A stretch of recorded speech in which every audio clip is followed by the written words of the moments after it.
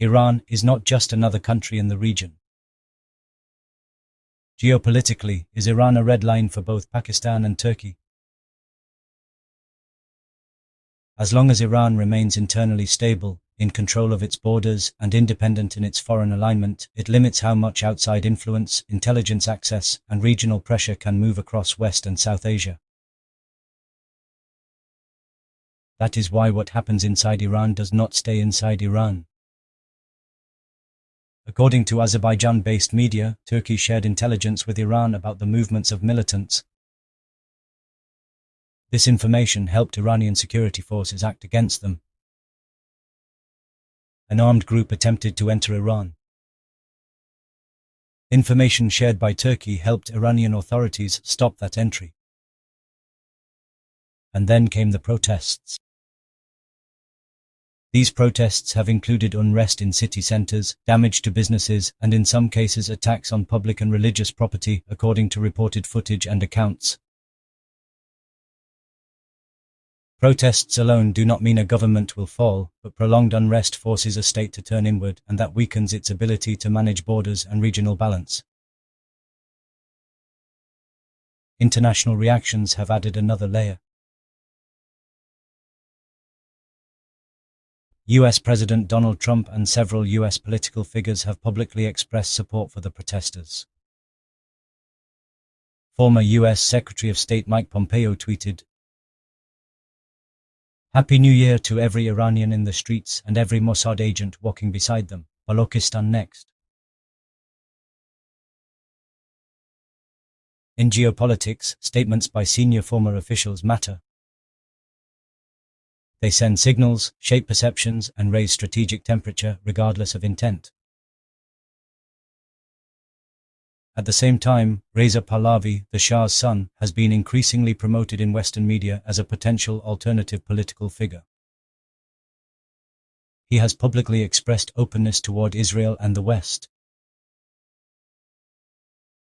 Turkish media have reported that Turkey's Foreign Minister, Hakan Fidan, has publicly suggested that some protests in Iran are being manipulated by external actors, pointing to rival states using unrest to advance their interests. This reinforces the idea that neighboring states are not viewing Iran's unrest as purely internal, but as something with regional implications.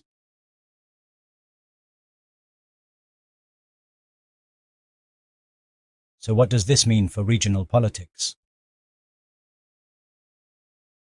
Turkey faces a serious concern. Turkey shares a direct and sensitive border with Iran. Any instability inside Iran raises risks of militant spillover, intelligence activity, and border insecurity, and also creates a foothold for the same rival states that use unrest to advance their interests in Iran.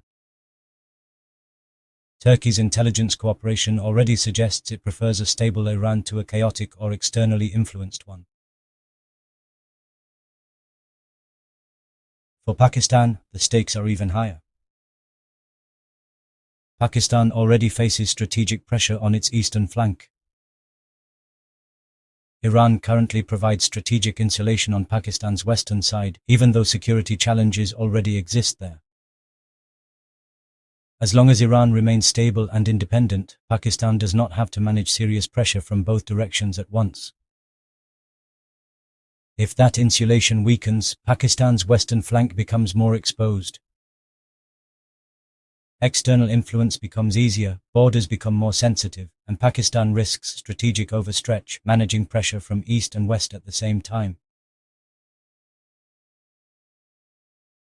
India also fits into this picture through its deep strategic cooperation with Israel, particularly in intelligence, surveillance, and defense technology.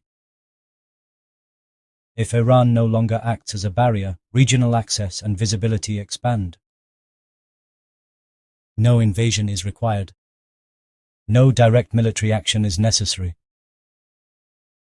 This is pressure below the level of war. So again, the question remains, is Iran a red line for Pakistan and Turkey? And will regional states, including Turkey, Pakistan, Afghanistan, and even Bangladesh, see Iran's stability as a shared strategic interest rather than an ideological issue? If you found this useful, like, share, and subscribe. All sources referenced in this analysis are listed in the description.